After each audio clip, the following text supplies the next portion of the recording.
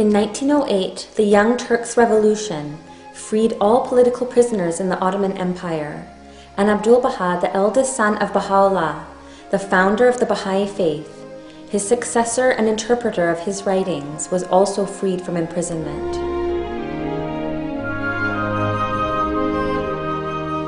His first action after his freedom was to visit the shrine of Bahá'u'lláh in Bahá'í.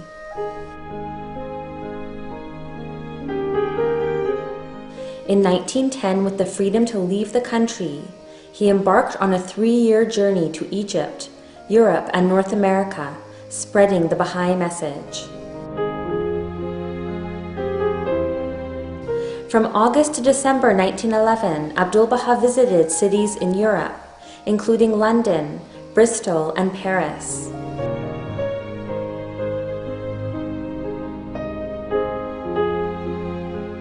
The purpose of these trips was to support the Bahá'í communities in the West and to further spread his father's teachings. In the following year, he undertook a much more extensive journey to North America. This is the story of Abdu'l-Bahá's remarkable journey to Montreal, the only city he visited in Canada. This was the city where May and William Sutherland Maxwell had established their home. Their charming house, 716 Pine Avenue West, on the slope of Mount Royal, which Sutherland Maxwell had designed himself, and at which Abdu'l-Bahá arrived in the bright, moonlit evening of August 30th, 1912, is today the Bahá'í Shrine for Canada.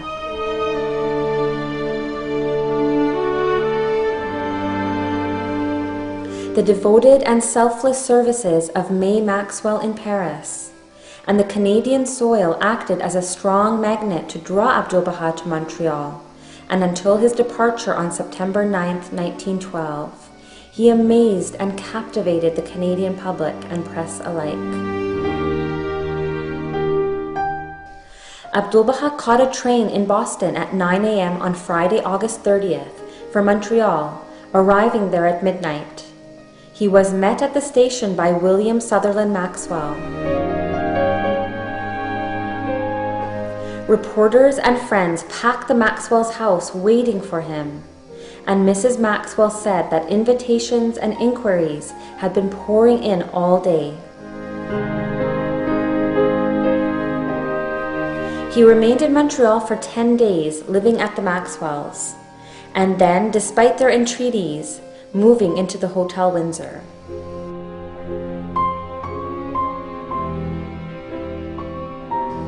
The friends and inquirers flocked around him throughout his stay. He spoke at meeting after meeting at the Maxwell home, and among other places at the Unitarian Church, at the St. James Methodist Church, and at the Socialist Club. On Saturday, August 31st, as he rode through the town, Abdu'l-Bahá passed the cathedral. After going in to look at it, he told the friends, "Behold what 11 disciples have done, how they effaced themselves. I exhort you to walk in their footsteps. When a person is severed, he is capable of revolutionizing the whole world."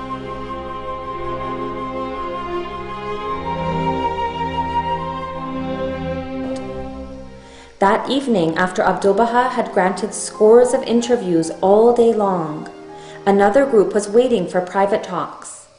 Because he was so tired, the friend suggested that the remaining people should leave and return the next day. He answered, "No, this is the time to work. We must not think of exhaustion or anything else.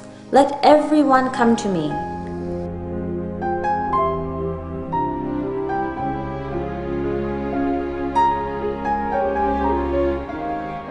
On Sunday, September 1st, as he prepared to leave for the Unitarian Church where he was to speak, Abdu'l-Bahá called one of the Persian friends to sit by him in the carriage. The friend replied that there was plenty of room on another seat, but Abdu'l-Bahá insisted, "Come and sit here. When I see someone selfish and hankering after rank, I observe these formalities for his correction merely. Everyone may sit wherever he wishes. These things are entirely unimportant.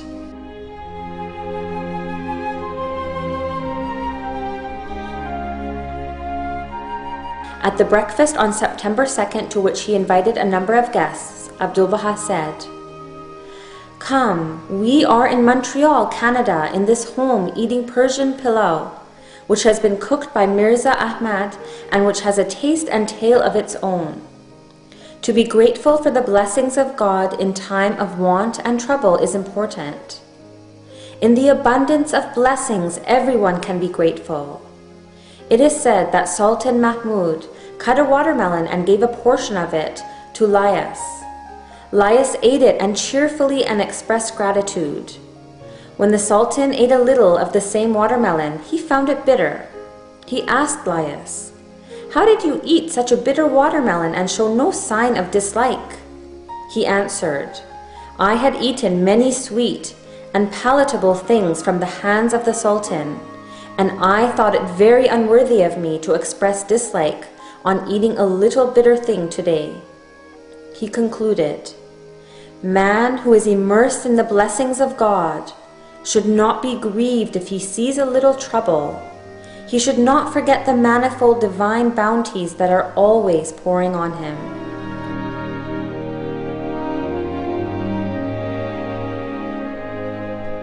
That same day, Abdu'l moved to the Hotel Windsor. When he prepared to return to the Maxwell's home for a meeting, the friends asked if they could call a carriage for him.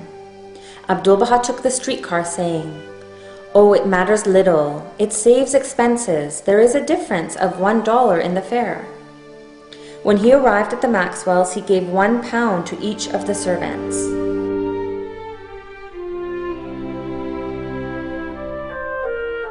As the translations of the newspaper articles concerning his address at the Socialist Club were read to him on September 4th, Abdu'l said, "This is all through the confirmations of the Blessed Beauty.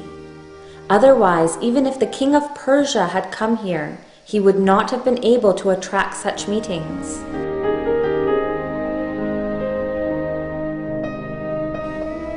Mahmud recalled, "In the afternoon he came down for a ride in the automobile. We were in the attendance also. The automobile stopped at the foot of a mountain beyond the city limits. An elevator took us up. The mountainside was perpendicular like a wall. The beloved said, 'This hoist is like a balloon which flies in the air.' One felt nervous to look below. When we reached the top, the beloved walked to and fro. It was a magnificent sight. The whole of the city lay stretched before us. It seemed as if a beautifully painted picture were spread before the view." Here the translation of additional accounts of the meetings published in the evening newspapers was read before him. Suddenly he cried out, "Baha'u'llah, may I be a sacrifice at thy feet. O Baha'u'llah, may I be offered up in thy way. What a wonderful cause you have founded. It satisfies every sect. Every sect testifies to thy greatness. In the churches, it excites a new commotion in the souls. It imparts spirituality to the spiritualists, makes Unitarians informed of the reality of unity, makes the socialists contented and grateful, and inspires joy and happiness in the breasts of the peace lovers.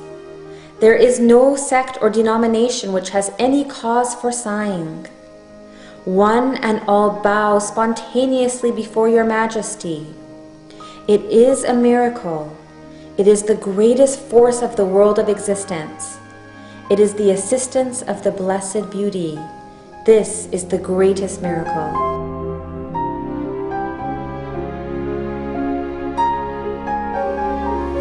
Abdu'l also commented in discussing the warm reception of his address, "The greatness of the teachings of Baha'u'llah will be known when they are practiced. Not one out of 100 has as yet come into force. The entire trend of your thoughts should be turned toward bringing these blessed teachings into practice."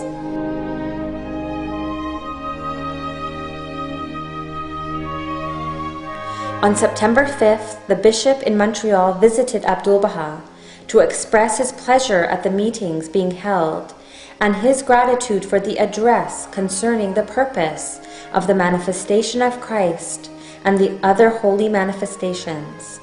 Abdu'l said, "Tonight I shall speak in the Methodist Church. You may come if you wish."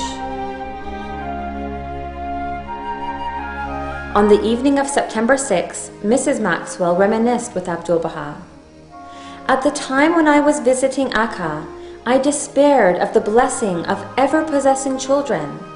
Praise be to God. My desire and your prayer at the holy tomb of Baha'u'llah were accepted, and I was blessed with a dear baby, Amatul Baha Ruhiya Khanum."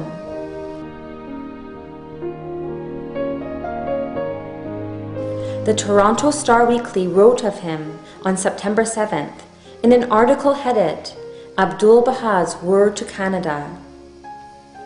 What is it that strikes one most in this remarkable man? Is it his message? Is it his power of thought, his manner of expression, the privations he has endured? No, it is none of these. It is his great sincerity. He is a man with a mission, and he believes in it with all his soul. There was wonderful breadth and depth of feeling in that sermon at the Unitarian Church in Montreal. It was not the message of a fanatic or a hermit, or a man unconversant with modern thought and modern life. It was Eastern, yet it was Western. He granted me an interview the following day. I then inquired if he intended to visit Toronto or any of the Canadian cities in the West, but he was afraid such would be impossible at the time. "But you may tell your people," he said, "that I am very pleased with your country. It is a prosperous and delightful land. Surely then you should thank the good God for all his mercies to you." He then took my hand in both of his and blessed me as a father would bless a son, with the same sincerity, the same depth of feeling, the same lofty purpose. For if this Persian dreamer, preacher, prophet is anything, he is sincere, and his sincerity springs from a great sense of love and fellowship for man. He is a humanist of a high type. His church is the world.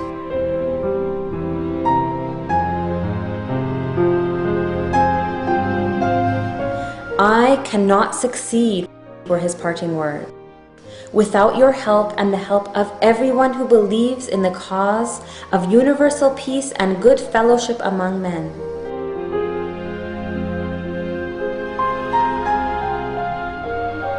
Abdu'l Baha had taught and exhorted and given of himself during 10 days of ceaseless activity in Montreal.